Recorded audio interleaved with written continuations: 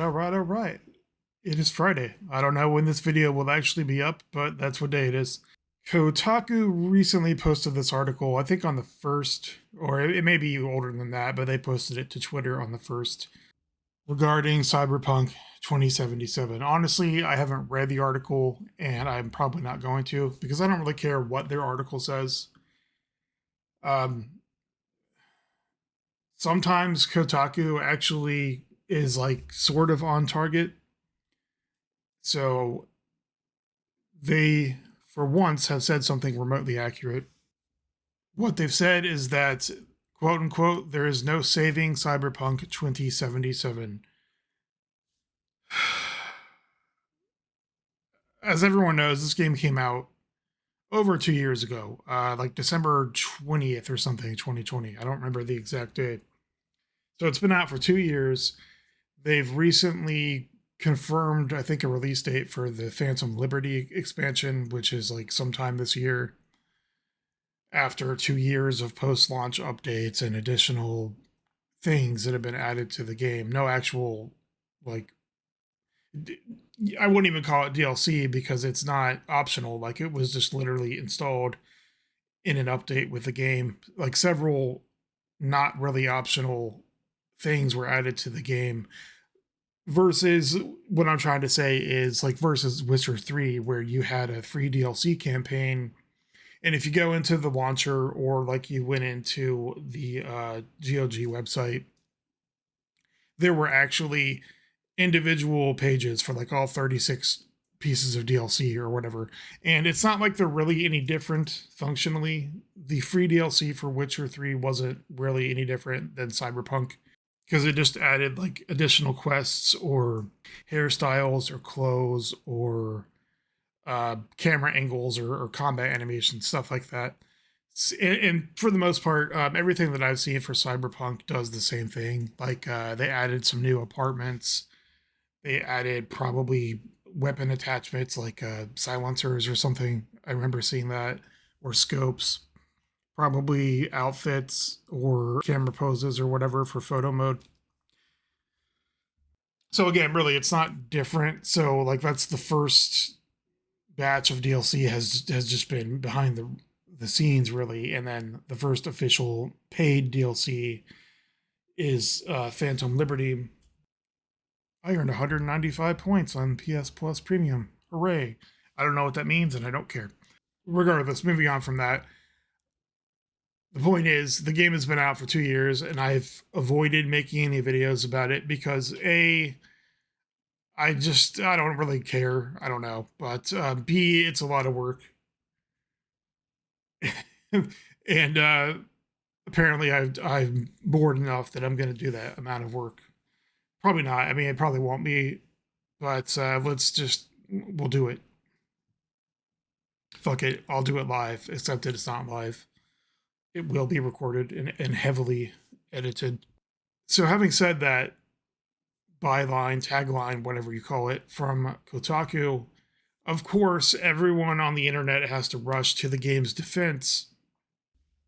And that's more of what I'm going to talk about. I mean, obviously, I'm going to talk about the game itself, but this is the stimulus. And it's hard to really pick a starting point. A lot of these people,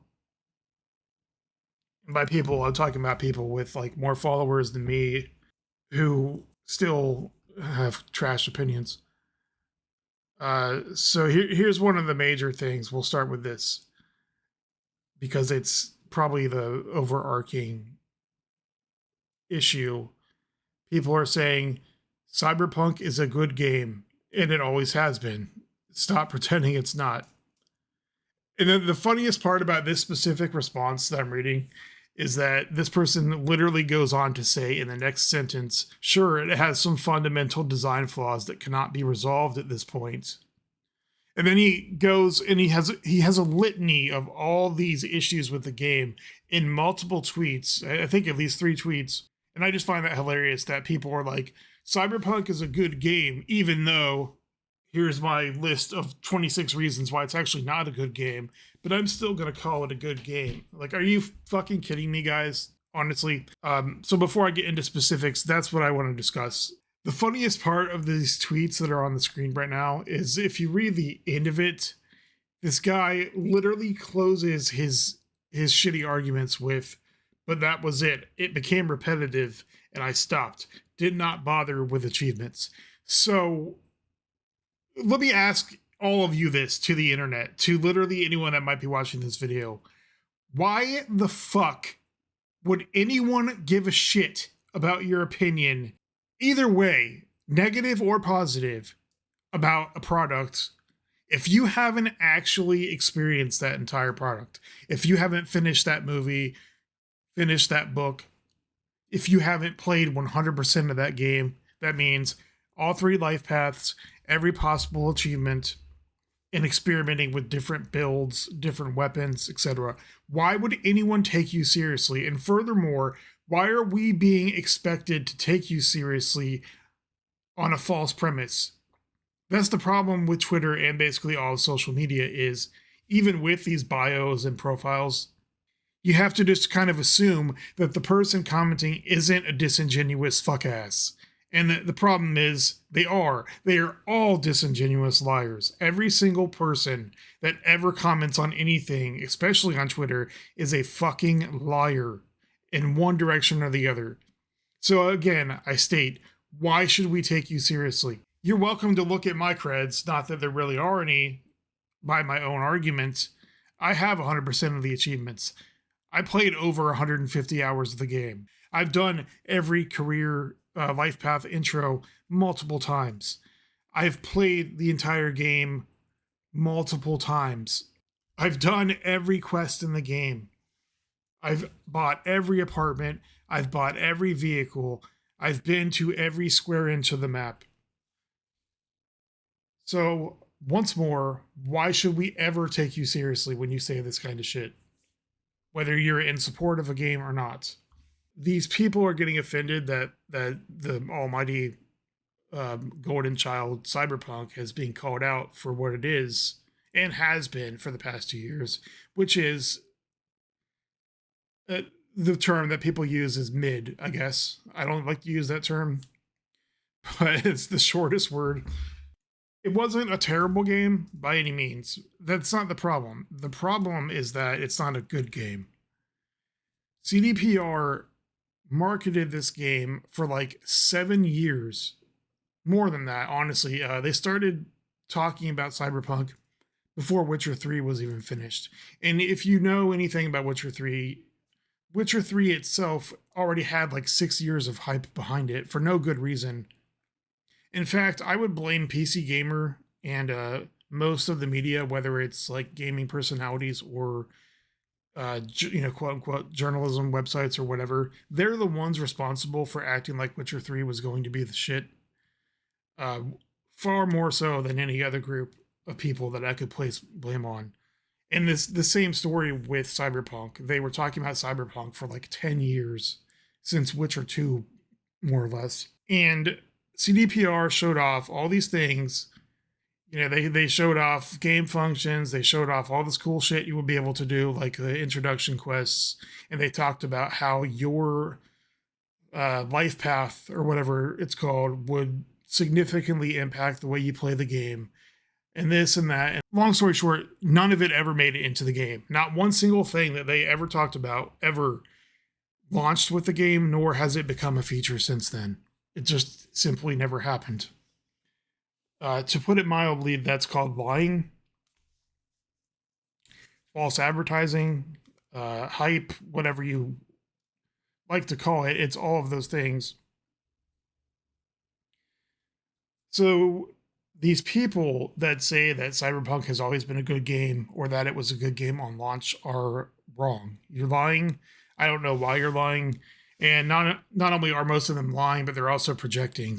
One guy, for example, says, he says verbatim, try not playing it on your potato simulator.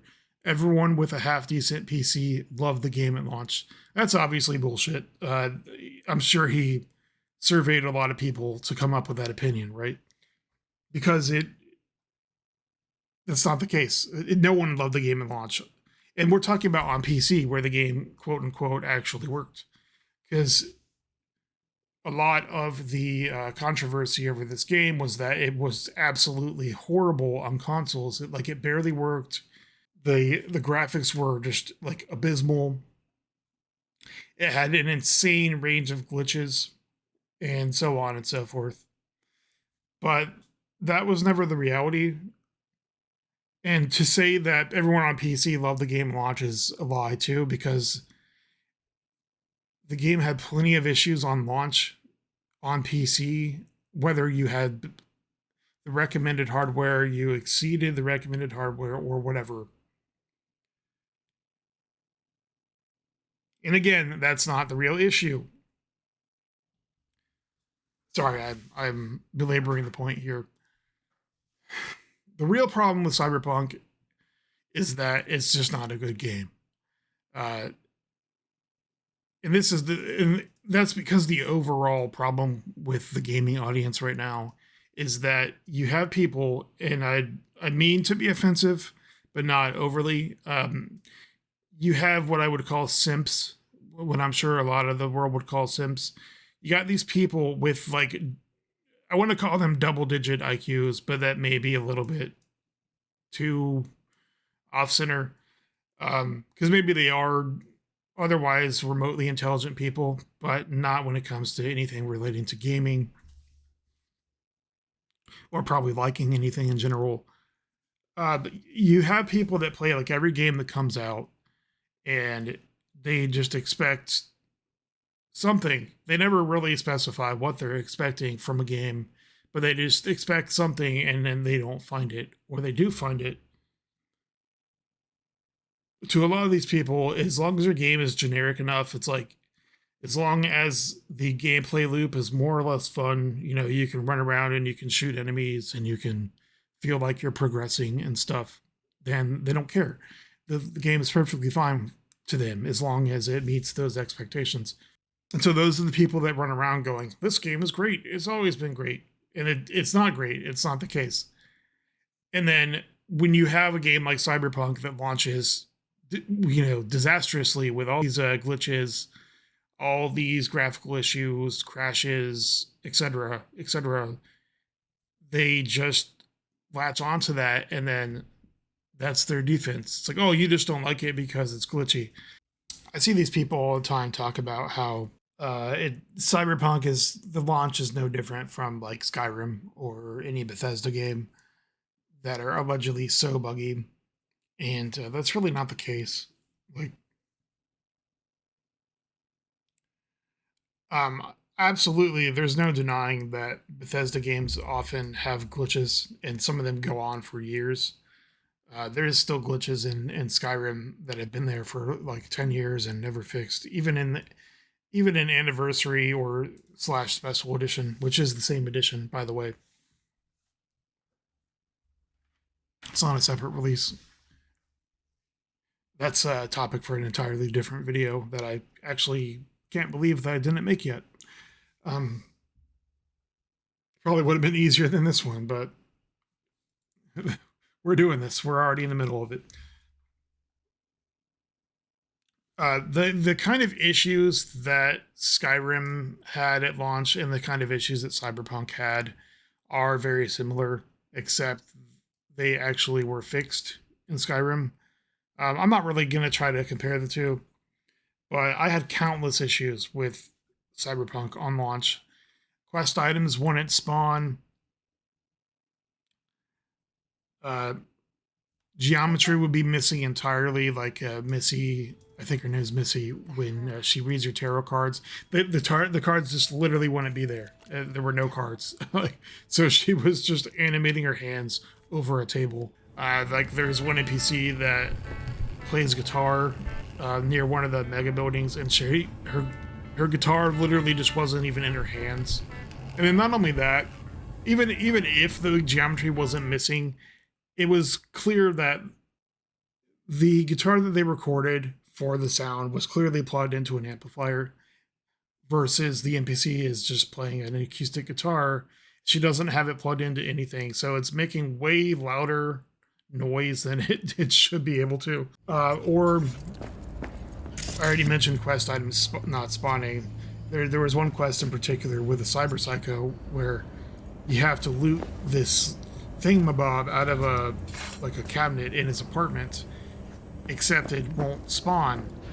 And the quest objective marker will still tell you to loot the thing, but it's not actually there. So you have to continuously reload and try to do the mission. Another cool one I experienced personally was there's a mission where you have to get into a car or something like that to finish it, except the car is like stuck. It won't move. I'm sorry, that's not the case. No. There's a mission where you have to answer your phone. Well, probably both. I have video footage of it, but basically it involves a car and a phone, and like the phone is preventing you from getting in the car or talking to an NPC or something. Speaking of cars, there are cars that are like spawning inside of the ground, so they're like 5 inches under where they should be. Or there's bugs, or there were bugs like where the camera was apparently in your chest, even though if you exit and look at photo mode, you can see that V is actually taller than the NPC that you're looking up at because of the camera. Just silly stuff like that. Or NPCs that get stuck and won't move, can't be killed, can't be jumped over.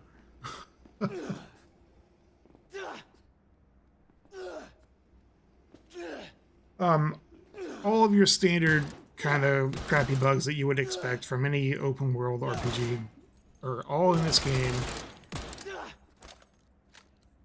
And I don't know why people reference that. They act like it somehow makes it okay, just because some Bethesda games might have similar issues. One of my favorite game-breaking bugs was that you can fall through the Arasaka Tower. If you go to the Arasaka Tower, there's actually like a museum, a memorial to the original building, which is what Johnny and the rest of his whatever terrorist friends blow up in that one prologue quest.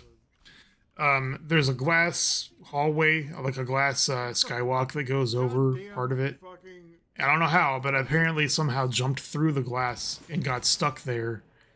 And then you can walk around like under the entire city, assuming that you could, assuming that the geometry like actually let you keep on walking around, because there's all kinds of rubble and crap down there. Or another one, like in that quest itself, the enemies will spawn behind walls and get stuck, and they literally can't get out. So like you'll randomly encounter an enemy behind a wall with its hands sticking through, and you have to shoot them in the hands and hope that it kills them. Another cool one is this one keypad. I don't know if it happened ever again after this, but there's a keypad where you have to manually type in a specific, passcode, except the sensitivity, or like the area where you can click for the numbers on the actual touchpad, is totally fucked up. So like you can, like I clearly am clicking on a 7, but it's clicking an 8, or clicking on a 2 instead of a 3.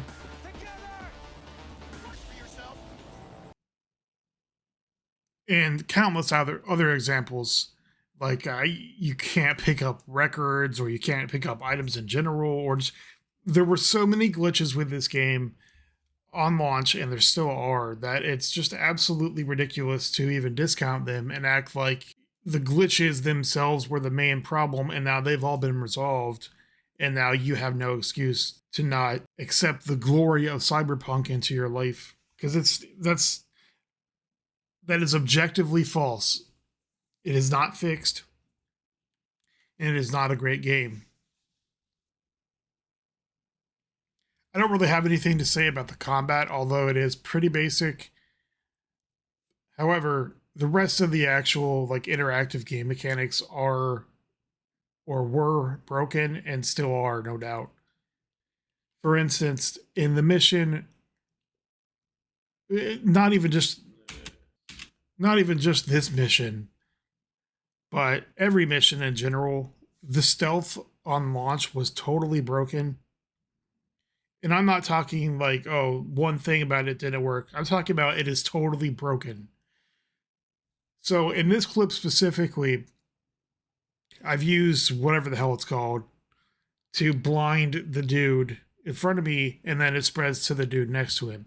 So I sneak up behind the first dude and I choke him out. He disappears, and then when I try to choke out the second dude, it just absolutely never works. It doesn't give the button prompt, and so he ends up getting alerted because it took so damn long. Now, it's not like you don't fail the quest, but when you're trying to stealth and you literally can't stealth because the game is broken, then that's quite an issue. Those aren't the only issues with the stealth system either, the stealth mechanics. Countless times, any mission where you have to infiltrate a building, there's one in particular that I can't remember what it's called. I'm not sure I actually have footage of it. Tell number 3 to prep it's like a mental hospital or something, a mental ward. I think you have to go rescue a dude. The guards and the cameras can see you directly through the walls and the floors. I'm talking like there's a guard on the second floor and they can see you directly through the entire building. They can see you through the floor, through the whatever, the foundation of the second floor, however you want to describe it. And they can see you through walls, and they're like, oh, hey, there's a dude here, even though there's no possible way I could have seen him. And then there's also little stuff that contributes to that, like if you knock a dude out. Two things about that, actually. First of all, if you knock a person unconscious and then you try to hide their body, it'll, like if you drop their body, it'll clip through the wall. And the guards somehow won't see the body clip through the wall. But the funny part is, if you drop the body, there's a random chance that for no reason whatsoever, V will just go Hulk mode and like slam their body onto the ground and it'll kill them when you didn't intend to kill anybody. So you're like, oh great, now I fucking killed someone when I didn't intend to kill someone. And those are the kind of weird physics glitches that happen in like Fallout 3 when you mess with the frame rate. Like if you've ever seen a shopping cart just launch into the air, or like on Skyrim, that first giant that you encounter, if you hit him, he'll go like flying up into the stratosphere for no reason. It's hilarious when it doesn't affect the gameplay, but when you're trying to stealth through a building and you end up killing people and getting noticed for no reason, then it's not all that funny. It's actually pretty fucking annoying. And even so, like even when the stealth system should be working, like when they should see you, they won't necessarily even see you. Like in the previous clip, the camera didn't see me, yet in the one before that, simply being in the restricted area made the camera instantly spin around 180 degrees and see me immediately. The stealth mechanics are just kind of jank and inconsistent, and it seems like they've improved them a bit, but they're still clearly broken, as you can see in some of the clips. And even when it does work, it's not really that complex. Basically, you just hack things and distract enemies. One of my favorite glitches is the cell phone calls when the video thing pops up. Like, if you call an NPC that you've already done everything with, like Pan Am, for example, she will potentially call you back and then just get stuck on the screen forever. Like it's literal. There's literally nothing you can do. You have to reload the game. And if you save the game with this up on the screen, good luck, because it's probably going to be there forever. So I had this clip where she's just staring at me the whole time for like, however many minutes until I give up and reload.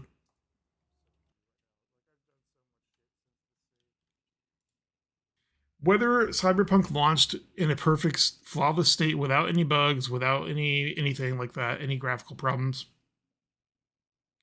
it's still not that great of a game. If you actually pay any attention to the game, it's fundamentally empty and basically without gameplay.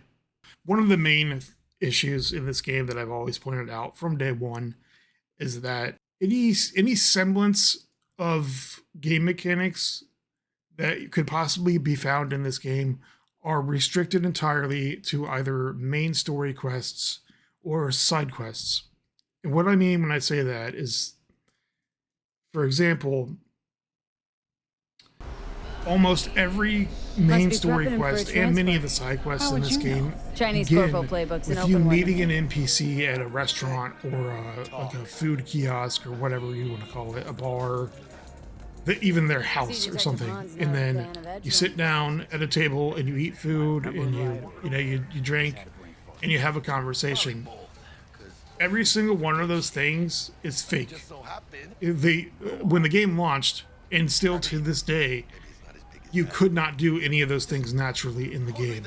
So that very first quest, well, I'm sorry, not very first quest. The very first quest after you get to Night City and you meet Jackie outside the mega building at that little Chinese food pop-up. Sure, Jack. Whatever. It's entirely a scripted event. So you press F or whatever to sit down, and then you're into the cutscene. There's no organic gameplay involved there whatsoever. Once you exit that cutscene, you literally cannot sit down at that vendor. You can't order any food from that vendor. There's no animation where you can eat food or drink a drink or anything like that. And that applies to literally every single vendor, every single shop, every single restaurant in the entire game, in all of Night City. And again, I stress, this happens in like 90% of the quests. So like when you sit down and you meet Takamura at that diner, all scripted, you can't do any of that in the real game. Same with Eurodyne or anything. Like the quest with Pan Am in the bar. Can't do that naturally. 2 of them. So that package. And sure, okay. Sure, you don't necessarily need to be able to interact with everything in the environment in every game. Even in a game like this where you probably should be able to, you don't necessarily need to, because it doesn't necessarily add anything to the game, but it does help create immersion, and it does help feel like there's something to do in the game besides fast travel or run or drive from one quest checkpoint to the other, or from one quest marker to the other. Especially when the game itself, the story itself, spends so much time doing these things, and then you can't actually do them outside of a quest. And again, it isn't just the restaurants, it's everything. So another example is the boxing quest against whatever. There's a boxing league basically in the abandoned mall in Pacifica. And you can only box in these specific quests. You can go back there, sure, but you can't box anyone. Same thing applies to the racing side quests with Claire. There's a whole like tournament race, and then as soon as you're done with the last one and you win, you can't ever race anyone again. I'm getting to a point eventually, because all this ties in to not just one game, but multiple games. And another funny thing about the boxing specifically is the very first apartment you have inside the mega building, in order to actually get to the elevator to get outside, you have to go past like a personal trainer gym guy. And that actually was one of the only places you could sit down in the entire game before 2 years of patches. But there was no like working out. You couldn't box with him. Couldn't do anything. Like there was no melee training or any functionality whatsoever. It was all cosmetic, decorative, and that's pretty much most of the game is decorative. One of the few things in the game that does actually have any functionality after the quest that introduces it is the shooting range at Second Amendment in the mega building where your first apartment is. You can actually go back into the shooting range now. I don't recall if you could do this on launch, but now you can actually go back in and pay $100 Euro to use the range, but it's literally just for target practice. There's no more quest reward. There's no free gun or anything involved. This is going to be a long one, folks, so I totally understand if no one watches this video, but I've waited 2 years to talk about all this shit on a video, and it's happening. I can't particularly think of anything else. Oh, brain dances. See what I Brain can do. dances have no existence whatsoever outside of the main quest line. Not even a side quest. I mean, there are some side quests where, like, you have to kill a person that is doing a brain dance, or whatever her name is in that one quest, or kidnap her or whatever. But the brain dances have no existence at all outside of the main quest. So there's like 6 brain dance sequences where you use this mechanic to, you know, detective your way into finding out whatever information you need. And then they're never mentioned again. And you can even go to merchants and, like, they'll sell brain dances, but those brain dances are they're literally just a little image with some text attached to them. There's no purpose whatsoever for them to exist. There's no reason to buy them from a vendor because they do nothing. You can't, like, pop them into your brain dance thing, your headset, and then experience them. Not in this particular case right here in the video. Obviously, these all are positively disgusting, like, snuff films. You're buying or just gonna stand there? Like, in fact, the only reason this NPC even exists is for one specific quest where you can actually view the brain dance. But that's literally the only example of where you can buy a brain dance from a merchant and then actually go into the brain dance mini game, so to call it, and actually, you know, experience one because it's part of this quest. Everything else, if you look at the vendor, it suddenly becomes incompatible with your software. And again, I just want to stress the point about sitting down. You literally cannot sit down anywhere in the game, at least at launch. And again, like, countless quests involved you sitting down. Like the monk.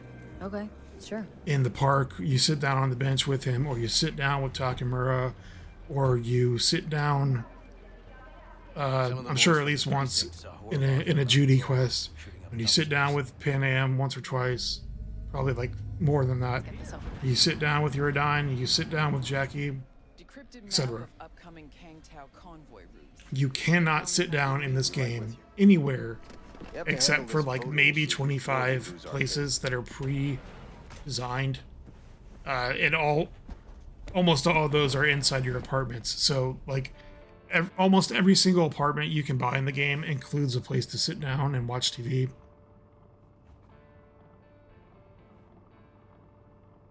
Some of them don't because they're too small, or they just literally, more realistically, they just weren't designed to have a place to sit down.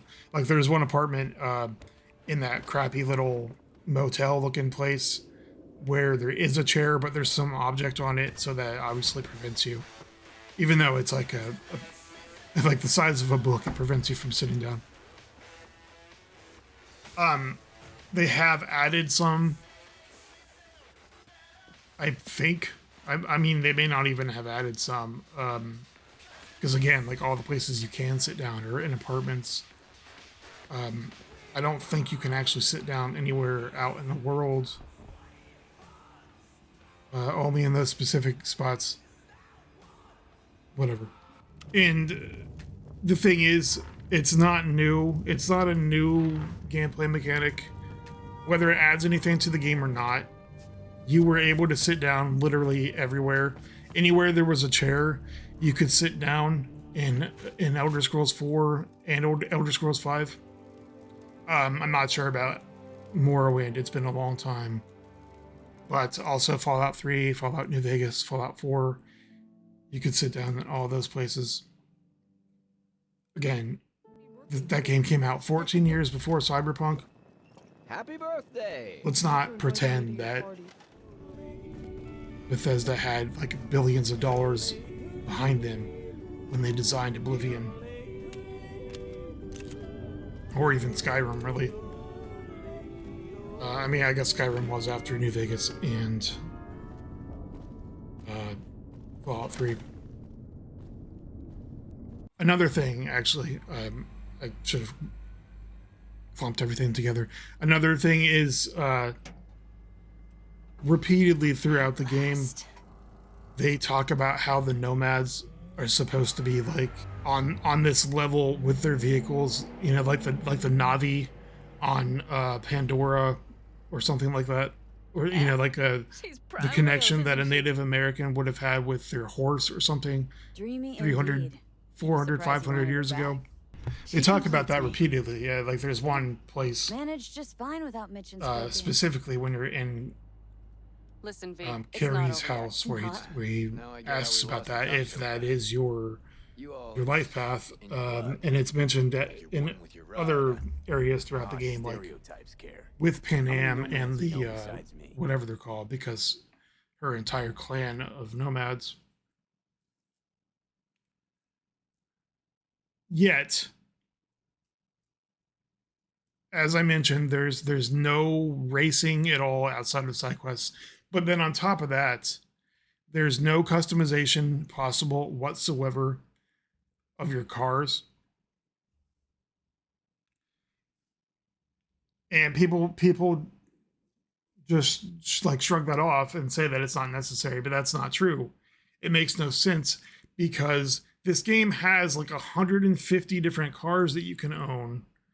And they went to the trouble of modeling and animating 150 different cars or whatever it is. It's probably like 75 or something smaller than that. It doesn't matter. But there's no function whatsoever to do anything to customize your cars. Not one single aspect. And again, the game literally starts out the very first second of the game that you can actually play. Step aside. If you choose the Nomad life path, starts out in a garage where your car is being worked on. I'm gonna bypass the coupling and rig a And then you even have to go up and work on the car to like try to fix it.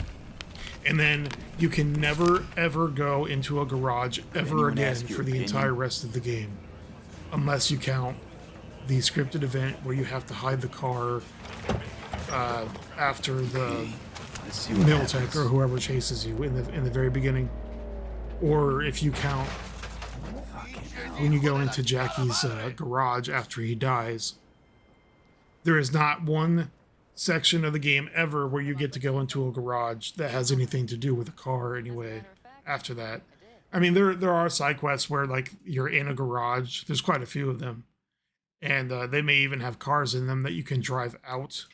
But that's it. There's no customization whatsoever. Again, GTA San Andreas had this 15 years ago.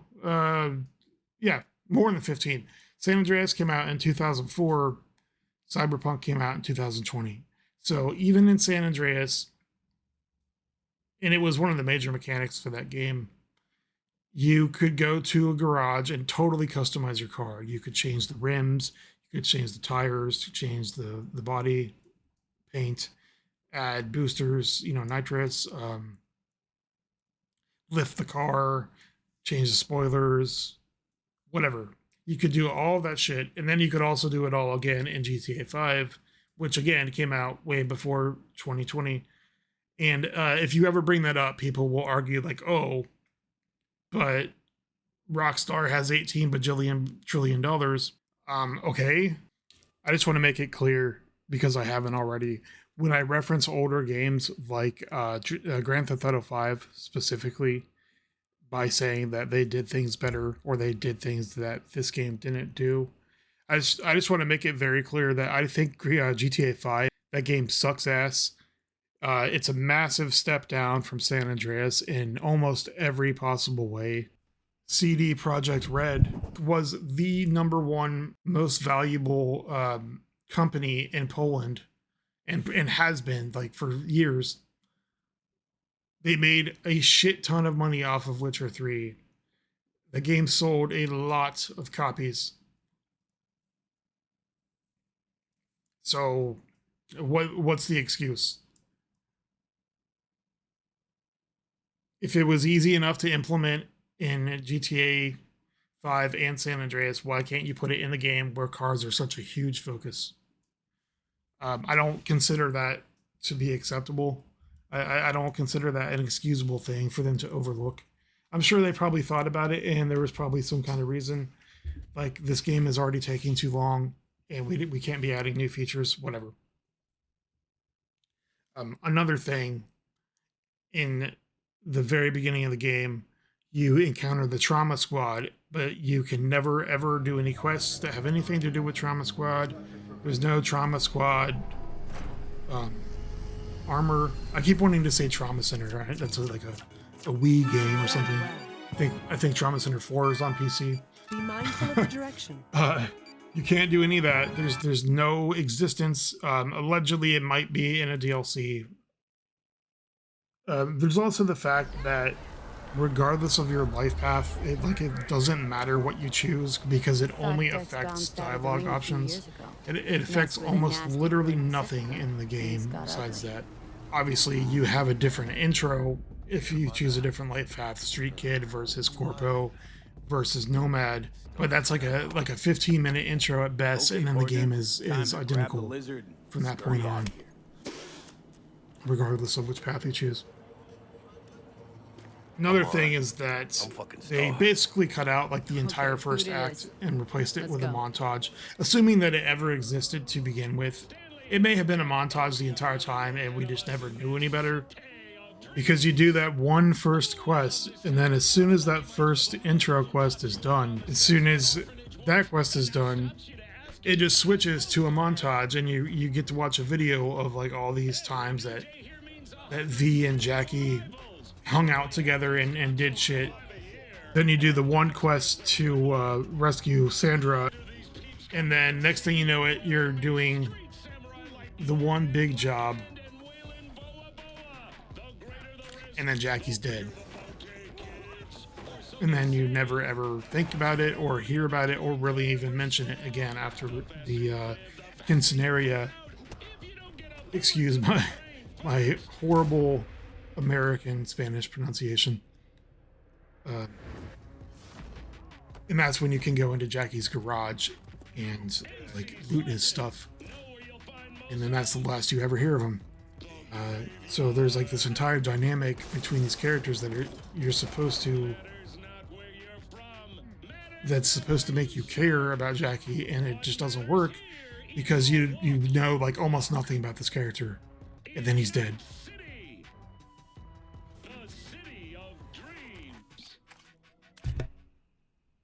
There are so many little things in the game that are part of a quest, again, or part of the main story or whatever. And if they do exist in the gameplay otherwise, they are extremely bare bones. Whether it's the merchants buying food or drinks or brain dances. One of the other major things is the Ripper Docs. Ripper Docs are supposed to be this big deal. Like you have to go to a Ripper Doc to change your cybernetic implants, except that all the Ripper Docs are almost 100% identical with the exact same items for offer at every single one of them, except the one Ripper Doc that actually will sell you the Mantis Blades or the Gorilla Fists or whatever. I forget what they're called, the double jump, whatever, foot implants.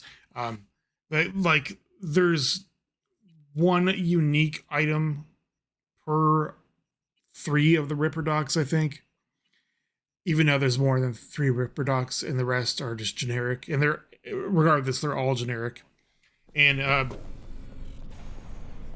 it's a total missed opportunity when you go to any of the Ripper Docs because, again, like I said, it's just a basic ass merchant. So unlike the first time that you go to Victor in the storyline, where there's this cutscene, not even a cutscene, an interactive, like scripted event where you can sit down and he pulls the monitor in front of your face, and you get to browse the normal interface that shows you all the different stuff available. Every single other time you go to a Ripper dock is just the interface, and there's nothing cool about it. And like everything else, they could have scripted it to be possible. All you had to be able to do is just like press F or whatever to sit down in the operating chair, and then they could use basically the same animations, or they could make unique animations for each one and offer the same experience throughout the game every time you go to a Ripper dock. It doesn't need to be the full 2 or 3 minute long sequence, but it would have been good enough if they just let you press the button to sit down in the chair and then have the Ripper dock come up to you and like move the monitor in front of your face. And then that's when the interface would come up, and then you could choose what you want. And then they would just, all they had to do is like animate the Ripper dock, giving you an anesthetic shot and knocking you out, and then it would fade to black, and then you would wake up with your new implants. That's all they had to do. And not only did they not do it before the game came out in the fucking 9 years that they were working on this or whatever, but it's been 2 years after the game came out, and I guess they never thought that would be cool. That's just one example of how every single thing in this game is just overpromised, underdelivered, and people just ignore it. They act like anyone with any criticism is full of shit, or they're nitpicky or whatever. And like I said in the beginning of the video, I don't know what everyone's problem is, but I'm just going to assume that you're all double-digit IQs, or you have some kind of personality disorder where, I don't know. That's how most gamers are, though. Shit, Victor, not bad. I don't know what to say. None of these shortcomings are anything unique when it comes to gaming, whether it's AAA or indie. Releasing a game that isn't impressive itself is not an impressive thing to do. It's not a new thing. It's been happening for decades. To circle back to the original discussion I'm having here with myself, is that these people, they play games, and as long as they don't literally crash their hard drive and delete their system files, then people act like they're the shit. Obviously, there are exceptions, like, you know, people are going to cry about Callisto Protocol because it didn't work, even though it works fine, or because it didn't meet their expectations. And then you even have like similar or other subsects of people that are crying about Dead Space because their garbage ass computer couldn't run it, or whatever the case is. It's always funny to see those people in comment sections or making videos or whatever, acting like the game doesn't work when like 99.9% of everyone else on the planet not only didn't have issues, but absolutely loves the game. So that's the case with this game. Like, I'm not saying that the main story was bad. As a game, it was perfectly playable. It has content, and it's worth playing. It's memorable, but there's absolutely nothing impressive or groundbreaking or shocking about this game whatsoever. And not only that, but it's not even on the level that an open world game should be in 2020 or 2023. As I've said, there are so many mechanics in this game that have been done or have been done better in older games. And we're talking games that are nearly 20 years old, like San Andreas, Skyrim, Oblivion, Fallout 3 or 4, or New Vegas. Or not even just older games. There are indie games that are coming out every week now. Ever since Cyberpunk 2077 came out, there's been at least like 4 or 5 Cyberpunk games coming out probably per year. Like Cloud Runner or what's it called? Mag Runner. I'm sure tons of them have the word cyber something in them. There's plenty of games like where you can fly around an open world city in a car. A flying car is something you can't do in this game, or do other things that you can't do in this game. And like I said, it's not an emergency that you can't sit down everywhere, but it's just hilarious that a game that literally makes you sit down hundreds and hundreds of times in a quest doesn't bother to make this a function in the game outside of a quest. It's like they had something against the character being able to sit down and just chill outside of your apartment, while the scripted event to do this is shoved in your face over and over and over. It's not about the sitting down itself. It's about how it makes no sense whatsoever that you can't. So if I didn't say it already, this game is just like a cocktail of half finished or not even quarter finished ideas that just got abandoned. Um, when you talk about games that don't really have a functional mixology, like where you can clearly see there's all this crap shoved together that doesn't really combine into one whole experience. When you talk about that kind of game, my first go to is Resident Evil 6. So I wouldn't even put Cyberpunk on that level, because it's like Cyberpunk doesn't even have that much variety in the game to be that bad. It's like, I would still call it a better game than Resident Evil 6, but it's not even on the same level because they didn't even try. They don't even get the respect of being called discombobulated. This game is just straight up overrated, oversold, milk toast garbage that doesn't advance game design in any way whatsoever, and it doesn't do anything that everyone hasn't already seen before. And I reiterate, I do like this game for what it does offer, but it just doesn't offer much. It's overhyped. It doesn't do anything that games haven't done before. Really, all it has going for it is that it's just absolutely gorgeous. I mean, it's probably the best looking game that anyone's ever played. And this, keep in mind, this is 2 years old now. Every game that comes out now looks amazing, like Callisto Protocol or Dead Space Remake or Hogwarts or Atomic Heart. They all look absolutely incredible. So at least Cyberpunk still has that going for it. There's just a little bit too much Ubisoft game design principle in this game. So many of the side activities are really no better than what's in an Ubisoft game. For instance, you can go around and crimes in progress.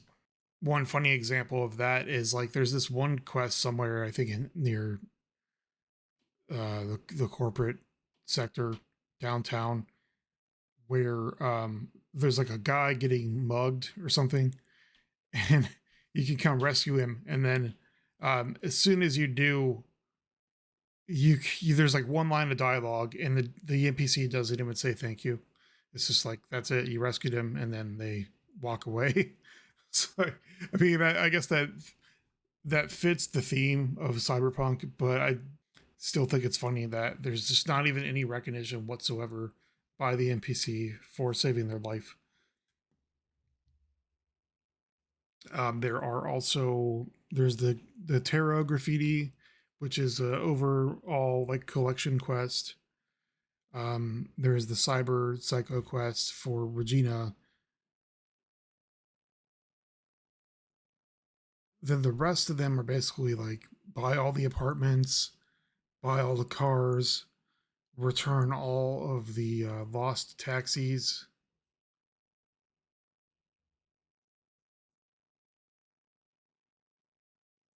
And that's about it. Um, those major collection quests all do eventually result in something, I think, except for um, I mean, the tarot card one doesn't really get you anything, and probably the cyber psychos one. The taxi quest is cool at the end when you finally go in and once you finally collect all the taxis, because there's actually another quest after that, like a main quest. But even like the side gigs, the long-term side gigs are the same as the side quests. Like you'll do something cool, and then once you've done that thing, you can never access that thing again. Like clouds, you can't ever go back into clouds again. You can't ever go sit at a bar, drink any drinks again, or talk to NPCs or anything really.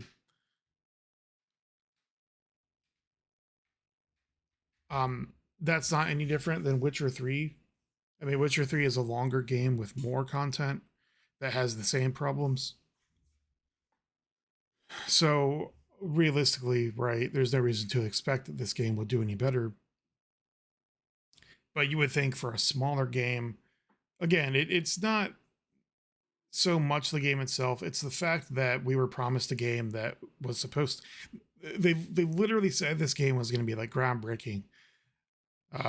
That it was going to like redefine everyone's concept of an RPG, and it didn't. And even so, like before release, they actually changed their wording to refer to this as an action game or something instead of an RPG, because they knew they were fucking lying. Because it's really not an RPG; it's just a linear action game with some open world elements.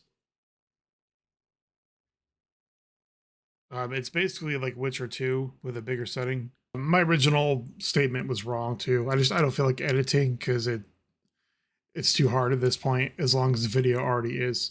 I've played the game for over 200 hours now, and a good 75 hours of that has been since the last patch. Whenever that was, like when they added the last new batch of apartments or whatever. The game looks, feels, and plays exactly the same as it did in 2020 when it came out.